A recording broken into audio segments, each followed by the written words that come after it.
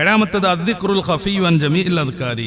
സാധാരണയുള്ള ദിക്റുകളൊക്കെ ചൊല്ലി അതിൻ്റെ ഒരു അന്തസ്സാരത്തിലേക്ക് കിടക്കാനുണ്ട്.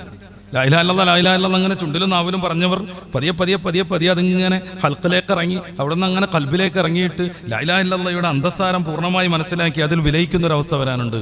കൽബിൻ്റെ ദിക്ർ അതാണ്. ഓരോ സമയവും അവരുടെ മനസ്സ് ഇങ്ങനെ ദിക്റിൽ ഇങ്ങനെ മിടിച്ചുകൊണ്ടിരിക്കും.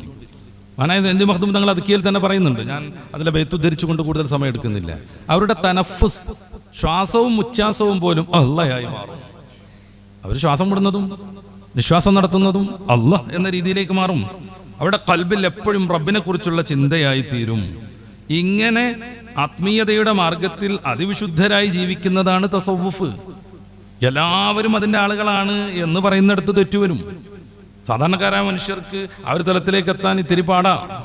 കാരണം അവർക്ക് ദുന്യാവിൻ്റെ കാര്യം വളരെ ആവശ്യമാണ്. അവർക്ക് ദുന്യാവുമായി ബന്ധപ്പെട്ട കാര്യങ്ങൾ ചെയ്യേണ്ടതുണ്ട്, അവർക്ക് ജോലി ചെയ്യേണ്ടതുണ്ട്, കച്ചവടം നടത്തേണ്ടതുണ്ട്. ആ സമയത്തൊക്കെയും റബ്ബിനെ കുറിച്ചുള്ള ഫിക്റിൽ നിന്ന് മാറി വേറെ ഏതെങ്കിലും ഭൗതികമായ ചിന്തകളിൽ അഭിരമിക്കാതിരിക്കുമ്പോൾ അവൻ ആത്മീയതയുടെ വഴിയിലേക്ക് എത്തിച്ചേരുന്നു. വിസ്തരിക്കേണ്ടതാണ് ഞാൻ നേരത്തെ സൂചിപ്പിച്ചതുപോലെ.